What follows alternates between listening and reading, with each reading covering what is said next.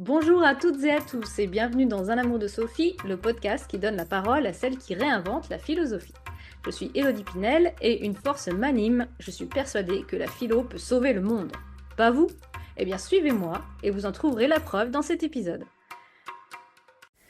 Bonjour à toutes et à tous. Je reçois aujourd'hui Evelyne Bloch-Dano pour parler de l'œuvre et de la pensée de Flora Tristan. Evelyne Bloch-Dano est biographe, essayiste et romancière. Agrégée de lettres modernes, elle a enseigné au lycée jusqu'en 2000. Jury du prix Femina, elle est l'autrice de biographies d'auteurs, mais aussi de biographies de femmes importantes de la vie de ces auteurs, dont Madame Zola, chez Grasset en 1997, et Madame Proust, également chez Grasset en 2004. Son dernier ouvrage, un roman, s'intitule Violette et Stella et est paru chez Stock en 2024. C'est pour son travail biographique sur Flora Tristan, autrice, théoricienne et militante française née en 1803 et morte en 1844, que je la reçois aujourd'hui, puisqu'elle a écrit à son sujet Flora Tristan chez Grasset en 2001 et Flora Tristan chez Payot en 2006. Alors le premier s'intitule Flora Tristan, la femme messie, je précise. Et donc nous la recevons pour ces deux ouvrages. Evelyne Bloch-Dano, bonjour. Bonjour.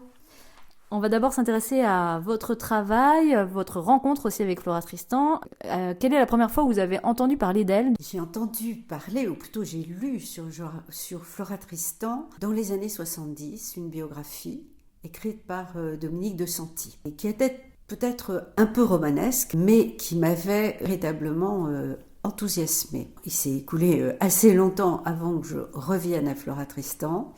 En réalité, j'ai choisi le sujet au départ parce que c'était l'exact inverse de Madame Zola, qui était ma première biographie. Madame Zola, c'était l'histoire d'une épouse vraiment superlative qui accompagnait son mari jusqu'au bout. Et je ne voulais pas me spécialiser dans ce domaine de la conjugalité féminine. Donc j'ai pris un personnage complètement différent et là, j'ai évidemment repensé à Flora Tristan. À quel moment est-ce que vous avez décidé de lui consacrer un texte ? Est-ce que c'est dès la lecture des premiers ouvrages de Flora Tristan que vous rencontrez, ou est-ce que cette décision a pris du temps et a dû mûrir un petit peu ? Non, ça a été très, très rapide et très radical, je dirais. C'est souvent comme ça, c'est-à-dire que je pars de l'idée que je me fais d'un personnage dont je ne sais pas forcément beaucoup de choses pour Flora Tristan. Donc il y avait ce livre, mais qui avait été écrit bien avant. Et à partir de là, je me lance dans les recherches et dans l'écriture. Donc ça s'est fait assez rapidement après la publication de ma première biographie. Il a fallu que je lutte un peu autour de moi parce qu'on me disait mais Flora Tristan, elle est oubliée, personne ne s'intéresse à elle. Finalement, j'ai quand même tenu à aller au bout de mon projet parce que plus je lisais ce qui la concernait, plus j'étais passionnée. Alors je précise que pour celles et ceux qui n'ont pas encore lu Flora Tristan, c'est en effet souvent un coup de foudre. On a du mal à s'en détacher ensuite. On va passer donc à son itinéraire et à sa pensée. Sa vie est riche et on pourrait même dire tumultueuse. Je citerai la particularité de sa naissance, les mésaventures de son mariage, son choix de vie de femme indépendante, entre autres. Parmi tous ces éléments auxquels vous pensez vous-même, quelle est l'anecdote de sa vie qui vous a le plus marqué ? C'est très difficile de faire un choix. On pourrait évidemment penser au courage qu'il fallait pour une femme au XIXe siècle pour quitter son mari et un mari violent et se lancer finalement dans une vie indépendante avec quand même 3 enfants. Un était en nourrice, une autre fille avec elle. Il y a son voyage au Pérou qui est extraordinaire aussi puisqu'elle s'embarque à 30 ans pour une traversée qui va durer plusieurs mois toute seule pour se rendre dans sa famille paternelle, qui ne l'attend pas du tout d'ailleurs. Je choisirais peut-être, malgré tout, la dernière partie, parce que c'est une sorte d'héroïsme un peu sacrificiel, mais qui est magnifique, et dans laquelle elle se montre vraiment comme à l'avant-poste, à l'avant-garde de tous les mouvements sociaux du XIXe siècle. Elle décide non pas de parler des ouvriers, mais de parler aux ouvriers. Elle rédige un petit texte qui s'appelle « L'Union ouvrière », Et elle va faire un tour de France, ou plutôt commencer un tour de France, pour défendre ce texte, mais surtout pour essayer de convaincre les ouvriers qu'ils doivent s'unir pour pouvoir être plus forts et améliorer leurs conditions de vie. Et là, ce tour de France d'une femme seule, parfois dans des conditions vraiment compliquées, est tout à fait extraordinaire. C'est aussi la rencontre avec la réalité du travail, avec aussi des femmes qui travaillent, parce que contrairement à ce qu'on a tendance à dire, les femmes ont travaillé, mais évidemment dans des milieux où elles n'avaient pas le choix, donc des ouvrières à Saint-Étienne, des femmes qui lavent le linge à Nîmes, à mi-corps, dans une eau avec des teintures. Enfin, c'est quelque chose de déchirant, je trouve, cette dernière partie de sa vie. Elle va mourir pendant ce Tour de France parce qu'elle n'écoute pas sa fatigue, parce qu'elle a probablement attrapé une maladie style typhoïde et elle meurt à 41 ans pendant ce Tour de France à Bordeaux. Et alors son œuvre à Flora Tristan est à son image, c'est-à-dire inclassable. Est-ce que vous pouvez nous présenter un de ses textes ? Alors là, on en a déjà cité quelques-uns, et c'est vrai qu'il y en a plusieurs, heureusement réédités. Je citerai par exemple Les Pérégrinations d'une paria, qui est originellement paru en 1837. Nécessité de faire bon accueil aux femmes étrangères aussi, un texte de 1835 qui a été récemment réédité chez Payot, donc en 2022. Est-ce qu'il y a un de ces textes dont vous souhaiteriez nous parler en particulier ? Vous me posez une question difficile, parce que nécessité de faire un bon accueil aux femmes étrangères est extrêmement intéressant. C'est comment une femme seule peut voyager et comment il faudrait prévoir des conditions qui lui permettent de voyager sans risque, des lieux où les femmes se rencontrent. Donc là, un texte très moderne dans sa conception et toujours dans ce pragmatisme qui est celui de Flora Tristan. Mais je choisirai un autre texte qui est Les Promenades dans Londres, qui pour moi, et pas seulement pour moi, est un texte extraordinaire qui vaut tous les romans dans un autre genre de Dickens, puisqu'on est dans le Londres de Dickens. Flora Tristan, dont Michel Perrault dit qu'elle a été la première femme reporter, va explorer tous les milieux des bas-fonds londoniens, de la prostitution, des usines, des mauvais traitements des enfants qui travaillent dans ces manufactures, mais aussi elle se fait passer pour un homme pour entrer au Parlement, elle fréquente la bourgeoisie. Donc il y a un tableau absolument extraordinaire de ce Londres du 19e siècle et donc de cette société industrielle dont elle va montrer les profondes inégalités. Et c'est évidemment un texte qui anticipe sur ce dont j'ai parlé tout à l'heure, l'Union ouvrière, mais qui est aussi un texte très fort là encore, sur les femmes, et en particulier sur des domaines, si vous voulez, dont une femme bien élevée se devait de ne pas parler, comme la prostitution, la manière dont on fait boire ces femmes et on les rend dépendantes à l'alcool et à la drogue pour pouvoir les exploiter. Enfin, c'est des textes très, très presque violents. Mais ce qui est intéressant, c'est qu'elle nous montre de l'intérieur tous ces milieux sociaux différents parce qu'elle y va comme témoin. Et elle écrit au fur et à mesure. Et c'est un très très beau texte. Donc je dirais que celui-ci, qui a été republié également, il faut le lire. Flora Tristan, elle théorise donc l'Union ouvrière, comme vous nous l'avez indiqué, dans l'ouvrage du même nom, qui date de 1843, donc peu avant sa mort en fait. Elle est en avance sur son temps sur ce plan-là, et elle en parle en fait même avant Marx, aussi avant la théorisation, la reprise de ce concept par les mouvements socialistes de la fin du 19e siècle. Et elle va, ça c'est son supplément d'âme, j'ai envie de dire, mettre aussi en pratique en fait ces idées. En quoi est-ce qu'elle a toujours associé l'action à la théorie ? Oui, j'ai parlé tout à l'heure de son pragmatisme. Je crois que ça c'est vraiment une donnée importante. Ce qui est intéressant, c'est qu'elle est issue, sa pensée est issue du socialisme utopique, des utopies sociales du 19e siècle, de son temps, Fourier, etc. Mais elle leur reproche justement de ne pas être en contact avec la réalité. Donc, elle est d'abord observatrice, témoin, et à partir de cette observation, elle va poser des théories, mais ces théories, elle va essayer de les mettre en pratique. C'est certainement cet aspect-là qui est le plus intéressant, qui est aussi quelquefois, de sa part, le plus difficile, parce qu'elle ne va pas se rendre populaire finalement parmi les ouvriers. Elle a une volonté toujours de sincérité, de franchise, quitte à dire des choses qui ne sont pas agréables à entendre.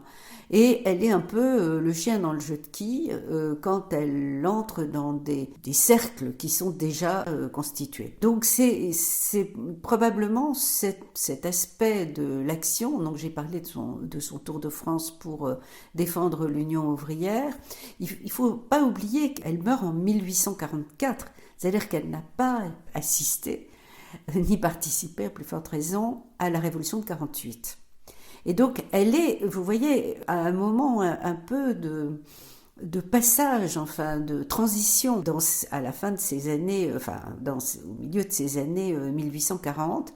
Et on peut imaginer que si elle avait vécu un petit peu plus longtemps, elle aurait certainement pris parti, elle se serait positionnée dans cette révolution de 48. Et là, il y aurait eu sans doute des choses intéressantes de sa part sur le plan pragmatique. Mais là, comme elle n'arrive pas à véritablement entraîner des gens à sa suite, elle prend son bâton de pèlerin et elle se débrouille seule. Et elle va s'adresser, comme je l'ai dit, aux ouvriers, parfois aussi à Toulon, elle directement confrontée, si vous voulez, aux marins, aux dockers, enfin, donc des milieux qui n'étaient pas des milieux forcément très ouverts aux femmes. En même temps, elle élabore cette théorie pour les ouvriers. Elle pose toujours comme base l'instruction, que ce soit pour les hommes ou pour les femmes. Elle dit par exemple pour les femmes qu'elles seront prêtes à participer, à voter, etc., ce qu'elles évidemment souhaitent, mais quand elles auront de l'instruction, et que la base c'est ça, c'est l'instruction. Et puis pour l'Union ouvrière, comme son titre l'indique, c'est de pouvoir s'unir, y compris sur le plan international. Et il faut penser qu'on est encore dans un système de corporation uniquement, et donc des toutes petites unités, en plus des corporations qui se détestent entre elles souvent. Elle veut faire exploser, si vous voulez, ces limites entre ces différentes organisations qui souvent d'ailleurs étaient autour d'un métier, qui était simplement les maçons, les menuisiers, etc. Donc elle comprend qu'il y a une condition ouvrière qui va aller certainement en se détériorant avec la société industrielle telle qu'elle a pu l'observer en Angleterre, qui était en avance sur la France de ce point de vue-là. Et il n'y a qu'en s'unissant que les ouvriers arriveront à éviter la dégradation de leurs conditions. Et on en vient à la réception, à la postérité de Flora Tristan. Alors elle est pour nous étrangement connue en Amérique du Sud, je dis pour nous parce qu'elle est française en fait, mais il y a une raison à cette notoriété en Amérique du Sud. Est-ce que vous pouvez nous donner des éléments d'explication ? Oui, son père était un aristocrate espagnol, mais toute une partie de sa famille était péruvienne, d'origine espagnole, d'Arequipa, et donc une famille extrêmement connue en Amérique du Sud. Son oncle a occupé des postes très importants sur le plan politique. Elle est connue par le biais de sa famille. Le paradoxe, c'est en effet, elle est considérée là-bas comme à la fois le produit, si vous voulez, de cette famille qui ne l'a pas vraiment reconnue, elle n'a pas obtenu ce qu'elle désirait, c'est-à-dire sa part d'héritage, car ses parents n'étaient pas mariés, donc ils l'ont bien reconnue comme nièce, mais pas comme héritière. C'est sa fille, Aline, qui, elle, obtiendra la protection de la famille péruvienne. Donc, et Aline est la mère de Paul Gauguin. Bon, j'ai ce petit pas de côté. Ça reflète finalement sa double origine, c'est-à-dire une mère qui était d'un milieu, je dirais, de petite bourgeoisie, mais qui n'était pas l'équivalent, si vous voulez, du père. Quand le père meurt, Flora a 4 ans, et il n'a rien prévu pour sa son épouse, ils sont apparemment mariés religieusement, en tout cas c'est ce qu'ils ont dit, et ses enfants. Donc elle va connaître véritablement la misère. Et ça, je crois que c'est aussi quelque chose qu'il faut comprendre, c'est qu'elle a souffert de la faim, elle a souffert du froid, et elle part, si vous voulez, de ça. Donc il y a une quête toujours chez elle, aussi de reconnaissance, parce qu'elle a quand même une très haute idée d'elle-même. C'est pas du tout une femme effacée et modeste, Flora Tristan, absolument pas. C'est ce qui la rendait d'ailleurs assez insupportable à certains. Mais elle a cette haute idée d'elle-même qu'elle va finalement mettre en œuvre malgré tout. Donc c'est une personnalité, je trouve, atypique, complètement dans notre histoire littéraire et culturelle, parce qu'elle a beaucoup de cordes à son arc. Elle est complètement illettrée au début de sa carrière, et puis petit à petit, elle progresse, elle s'améliore, elle apprend, elle étudie. Bon. Et elle a quelque chose, je trouve qu'elle ne ressemble absolument à personne. Et c'est ça qui en fait un personnage magnifique, par son originalité, par sa force de conviction, et aussi par tout de même le côté tragique de sa vie qui a été brève. Elle meurt donc à 40 ans, 41 ans. Il y a une phrase qui la résume bien. Elle écrit « Heureux ceux qui ont une vie brève et lumineuse ». Et je trouve que cette phrase est magnifique parce que ça la résume. Une dernière question. Lors de votre carrière d'enseignante, est-ce que vous avez eu l'occasion de parler de Flora Tristan à vos élèves? Et est-ce que vous pensez qu'elle aurait sa place dans un programme, puisqu'on sait que les programmes sont toujours en évolution, que ce soit en français ou en philosophie par exemple? Alors j'avoue que je ne me suis pas donné l'occasion de l'étudier. Le livre est sorti en 2001. Moi j'ai arrêté d'enseigner en 2000. Donc si vous voulez, ma carrière est antérieure à ce que je pouvais vraiment connaître de Flora Tristan.